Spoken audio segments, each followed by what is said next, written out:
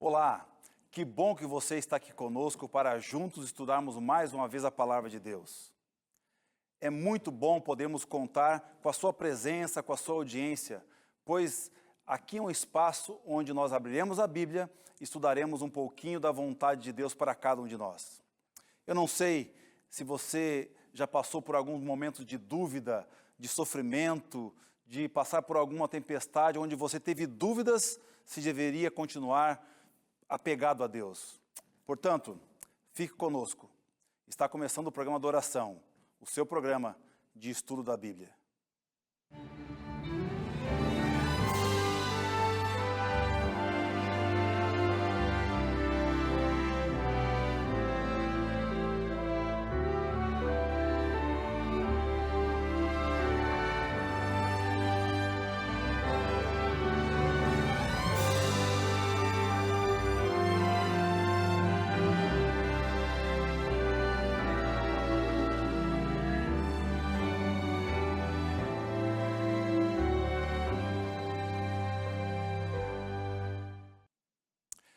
Olá, e nós queremos mais uma vez dizer que estamos felizes, contentes porque temos você para estar aqui conosco estudando a Palavra de Deus. E antes de nós abrirmos aqui a Bíblia e estudarmos o texto de hoje, eu gostaria de oferecer a todos vocês que gostam de estudar a Bíblia, que têm curiosidade de conhecer mais e mais a Palavra de Deus, aqui está em minhas mãos o curso, a revista Esperança, que tem o nome Eu Creio. Ela traz vários e vários assuntos da Palavra de Deus, várias questões que você muitas vezes pode ter dúvida da nossa origem, da veracidade da Palavra de Deus, de algumas questões proféticas, enfim, muita coisa boa está aqui. E você, obviamente, pode ter isso com você. É só você pedir pelo WhatsApp 12 98244-4449. Manda uma mensagem para a gente e você vai receber de maneira gratuita aí na sua casa. Ou também pelo site novotempo.com/escola bíblica. Você pode perguntar, mas quanto vai custar para mim receber esse estudo aqui em casa? Olha, eu tenho uma notícia excelente para te dar. Talvez você já saiba disso, mas todos os nossos cursos, nossas revistas que falam da Bíblia, que nos ensinam da Bíblia, elas chegam para você sem nenhum custo. Aliás, eles têm um custo de produção, de envio, mas nós temos um exército de anjos da esperança que nos apoiam, que nos ajudam a chegar a mais pessoas com a palavra de Deus. E se por acaso você deseja também ser um anjo da esperança, ligue para a gente, faça contato com a gente. 0 operadora 12 21 27 30 30. 0 operadora 12 21 27 30 30. Muito obrigado a você que é um anjo da esperança e tem apoiado o ministério da Novo Tempo. Mas muito bem, nós agora vamos abrir a palavra de Deus e antes de nós lermos o que está aqui, nós vamos fazer uma oração pedindo que o Espírito Santo possa nos iluminar, nos dar entendimento do que nós vamos tirar aqui de lições para a nossa vida. Santo Deus, nós queremos mais uma vez pedir as Tuas bênçãos, pedir a Tua iluminação, para que ao que nós estudarmos aqui, possa calar fundo o nosso coração, possa nos trazer uma mensagem de esperança, de conforto, de que nós possamos realmente entender a Tua vontade para a nossa vida. Essas bênçãos nós te pedimos, em nome de Jesus. Amém. Muito bem, o texto de hoje, ele está lá no Evangelho de Mateus, no capítulo 14. É uma história bastante conhecida para aqueles que têm um pouco de familiaridade com a Bíblia. Se você talvez já leu os Evangelhos, essa história te chamou a atenção. Está lá no livro de Mateus, capítulo 14, a partir do versículo 22. Vamos ler aqui, então, eles juntos. Nós temos aqui que diz o seguinte: logo a seguir, compeliu Jesus os discípulos a embarcar e passar adiante dele para o outro lado, enquanto ele despedia as multidões. E despedidas as multidões, subiu ao monte a fim de orar sozinho. Entrando no barco, já estava longe, a muitos estádios da terra, e açoitado pelas ondas, porque o vento era contrário. Na quarta vigília da noite, foi Jesus com eles, andando por sobre o mar. E os discípulos, ao verem-no andando sobre as águas, ficaram aterrados, aterrorizados, exclamaram: é um fantasma! E tomados de medo, gritaram. Mas Jesus imediatamente lhes disse: tende bom ânimo, sou eu, não temais. Respondendo-lhe Pedro, disse: se és tu, Senhor, manda-me ir ter contigo por sobre as águas. E ele disse: vem. E Pedro, descendo do barco, andou por sobre as águas e foi ter com Jesus. Reparando, porém, na força do vento, teve medo, e começando a submergir, gritou: salva-me, Senhor. E prontamente, Jesus, estendendo a mão, tomou-o e lhe disse: homem de pequena fé, por que duvidaste? Subindo ambos para o barco, cessou o vento. Essa história é uma história muito conhecida, como eu falei. Nós vemos aqui um acontecimento que ficou marcado na história do cristianismo e talvez da humanidade. Pela primeira vez na história, nós vemos aqui um homem que anda sobre as águas. Talvez o único da história. Este episódio aconteceu logo depois de Jesus ter realizado um dos milagres mais conhecidos e comentados da Bíblia, que foi a multiplicação dos pães e peixes.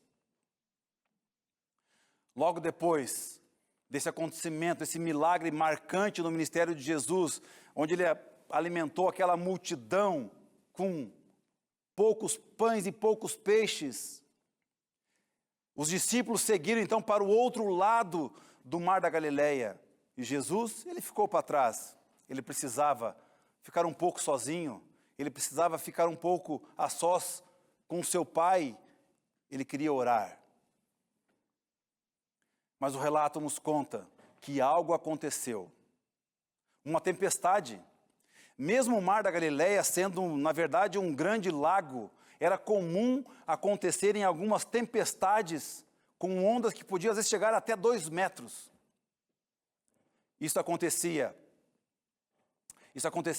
principalmente nas tardes de verão, por conta de uma canalização dos ventos entre as montanhas daquela região. E essa tempestade parecia ser das grandes. E sabe, meus amigos, minhas amigas que estão nos assistindo hoje, analisando esse texto, nós podemos tirar aqui algumas lições interessantes para a nossa vida. Se nós olharmos com mais cuidado alguns detalhes, vemos aqui algo que pode nos ajudar muito na nossa caminhada cristã.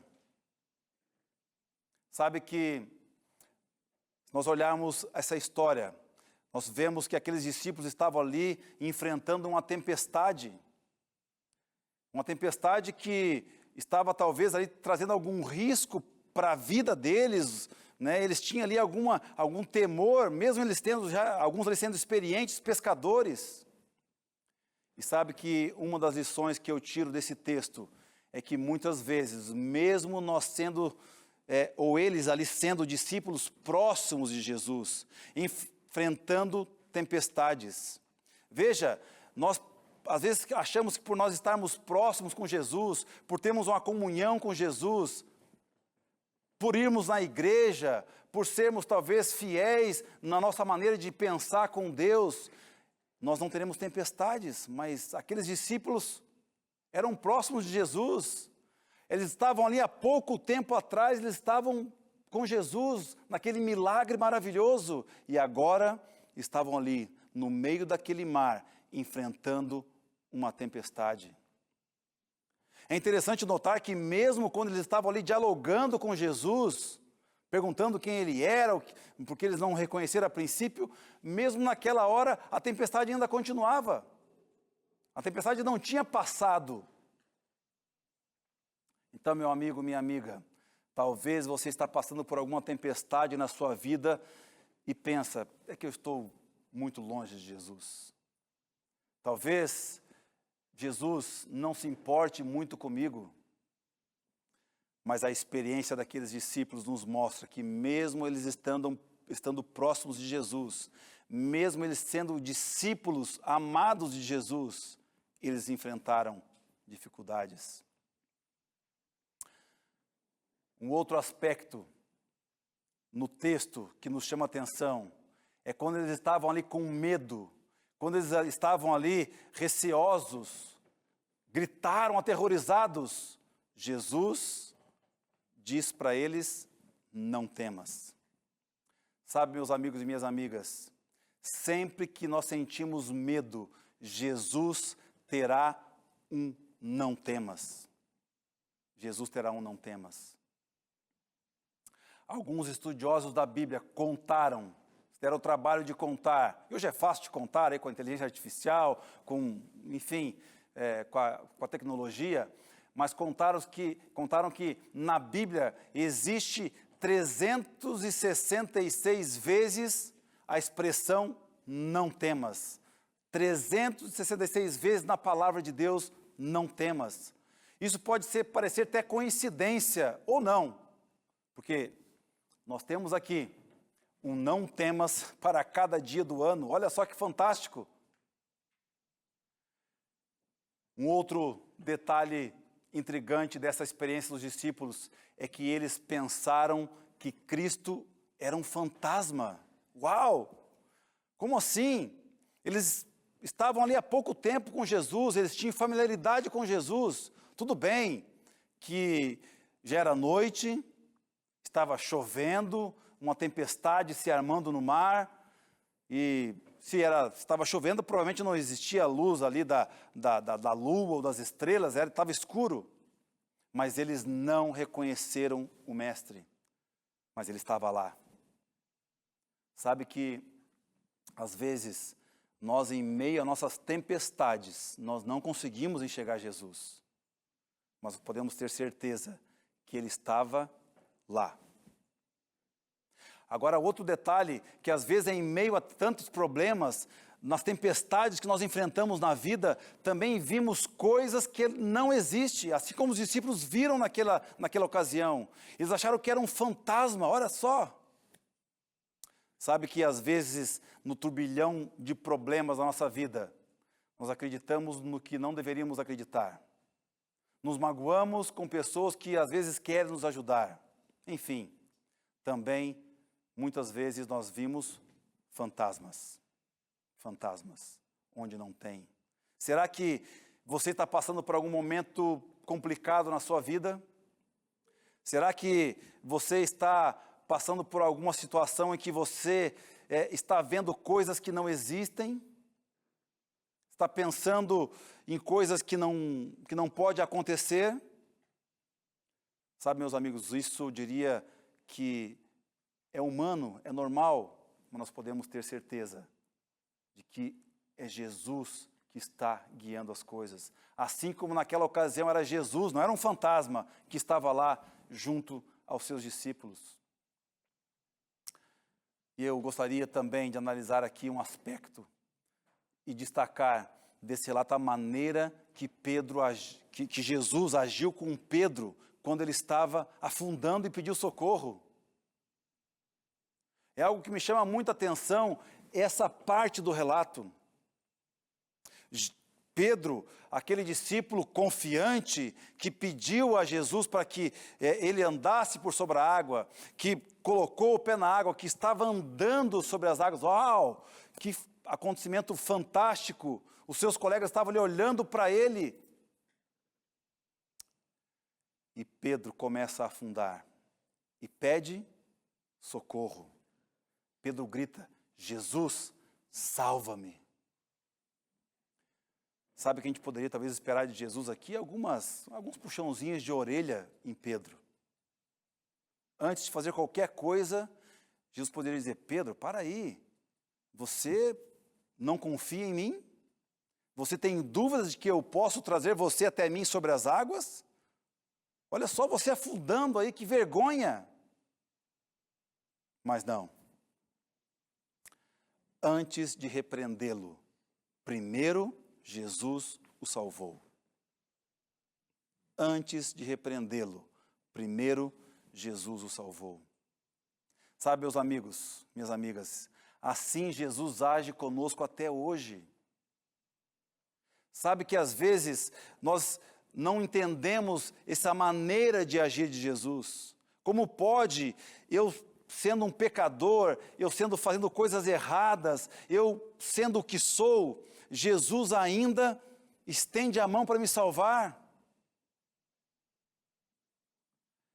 E uma coisa interessante é que Jesus salva para depois repreender. Eu não estou falando aqui de uma graça, de um amor barato, não.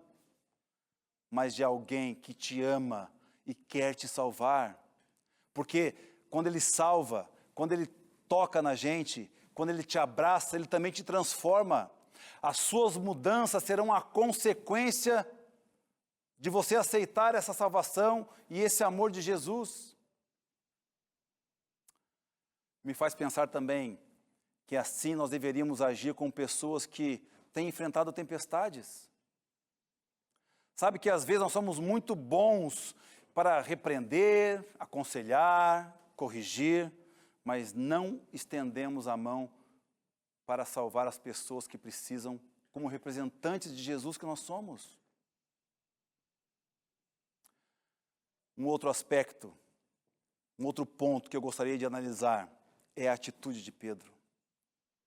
Pedro é um camarada interessante, para dizer-se poucas palavras. Ele foi o único que teve a coragem e a ousadia de fazer aquele pedido a Jesus. Ele reconhece que quem Jesus era, na verdade. Porque quando ele fala, se você é o Senhor, na verdade a tradução aqui mais correta seria assim, sendo você o Senhor, ele reconhece que Jesus era o Senhor. Ele acredita que Jesus tem poder para fazê-lo andar sobre as águas.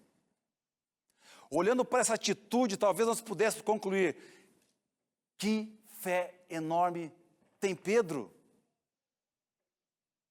Afinal, ele saiu do barco, ele se lançou naquelas águas agitadas, lembre-se, quando Pedro saiu do barco, a tempestade ainda acontecia.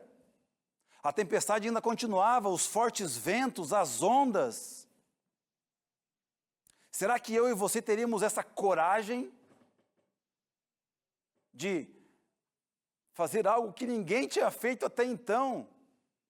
Se lançar num mar agitado, num mar bravo. Que fé tinha Pedro, nós podemos pensar. Talvez muitos de nós poderíamos até pensar, como eu gostaria de ter uma fé assim como a de Pedro. Mas o que nós vemos logo em seguida é algo que nos deixa perplexos. É Jesus dizendo para Pedro, homem de pequena fé. Uau! Como assim pequena fé? Se a fé de Pedro era pequena, o que falar talvez da minha e da sua fé? Mas sabe, meus amigos, Jesus afirmou que a fé de Pedro era pequena. Qual foi o critério que Jesus usou para medir a fé de Pedro? Afinal, Pedro reconhece a Jesus como seu Senhor. Ele recebe uma resposta positiva de Jesus. Ele pede, Jesus, me mande ir ter contigo. E Jesus na hora responde, venha. Ele sai do barco e se lança ao mar ainda agitado pela tempestade. Eu creio que muitos de nós gostaríamos sim de ter uma fé do tamanho da fé de Pedro. Mas Jesus disse que ela era pequena. Podemos ver aqui que não são as respostas imediatas às nossas orações ou aos nossos pedidos que determinam o tamanho da nossa fé. Não são as nossas atitudes exteriores. O que torna então a nossa fé grande e valiosa diante de Deus? eu vou contar aqui uma pequena experiência que eu tive, que talvez ilustre um pouquinho de onde eu quero chegar. Algum tempo atrás, eu precisei levar o meu carro ao mecânico. Após ali algumas horas, ele me envia uma mensagem dizendo que precisaria trocar uma peça. Uma peça fazia parte do motor, da questão ali da refrigeração do motor. E junto ele passou também um orçamento, uma estimativa de quanto custaria aquele serviço e o valor da peça. Como hoje em dia é muito fácil você ir à internet para comprar peça, consultar aí preços, enfim, eu fui lá. Digo, não, eu vou tentar achar algo mais barato, porque eu achei um pouco caro aquela peça ali, aquele total, né, para consertar o carro. E aí encontrei uma opção bem mais barata, aliás, quase metade do preço. Eu questionei então ali a ele a diferença, ele é um mecânico de confiança, e a resposta foi, bom, essa peça com um valor mais alto que eu enviei para você, ele é uma peça original. É uma peça que eu compro na autorizada da marca do seu veículo. E essa peça que você viu na internet, ela é uma peça, como chama aí no mercado, é paralela, ou seja, ela é uma cópia, não é original. Tudo bem, olhando pela foto era a mesma coisa. Eu questionei então para ele quais seriam as implicações de eu colocar aquela cópia no lugar, que era mais barata, eu queria economizar. Mas ele de pronto respondeu, olha, a diferença delas é a durabilidade. A que tem mais valor, ela dura mais. Ela resiste mais. Eu sei que o que tem a ver peça de carro com o tamanho da nossa fé, ou o tamanho da fé de Pedro. Mas sabe, amigos, eu penso que Deus considera esse critério para dar valor à nossa fé. E durabilidade na Bíblia, na vida cristã, ela também pode ser chamada por outra palavrinha, não tão palavrinha, mas chama perseverança. Perseverança. É isso que Jesus pede de nós, que nós não desistamos dele. Que mesmo em meio à tormenta, aos problemas do nosso dia a dia, não percamos a fé e a confiança. Se eu pudesse resumir a minha mensagem de hoje, seria: nunca desista de Jesus. Nunca desista de Jesus. Satanás não está tão preocupado em nos levar a pecar, sabia disso? Ele sabe que o problema do pecado não é o nosso grande problema. Ele usa o pecado apenas como um meio. O objetivo de Satanás é que a gente desista de Jesus. É que a gente desanime por conta da nossa condição e desista de Jesus. Meu amigo e minha amiga, eu quero te afirmar uma coisa. A sua derrota não acontece quando você falha, quando você peca, mas quando você desiste. Ele fica te dizendo, o inimigo fica te dizendo, desista, saia da igreja, não perca tempo, porque você não tem solução. Nós não podemos, assim como fez Pedro, tirar os olhos dos olhos de Jesus, tirar os nossos olhos dos olhos de Jesus. Talvez você que está aqui assistindo essa mensagem já tenha desistido, ou está pensando em desistir. Talvez você esteja pensando em deixar tudo para trás, deixar a igreja, deixar a sua família, não sei. Talvez você pense que já foi longe demais.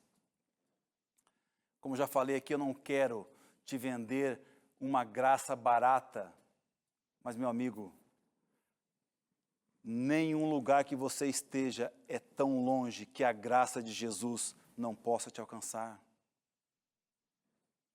Não desista. Eu não sei quais têm sido as suas lutas, eu não sei quais têm sido as tuas tempestades.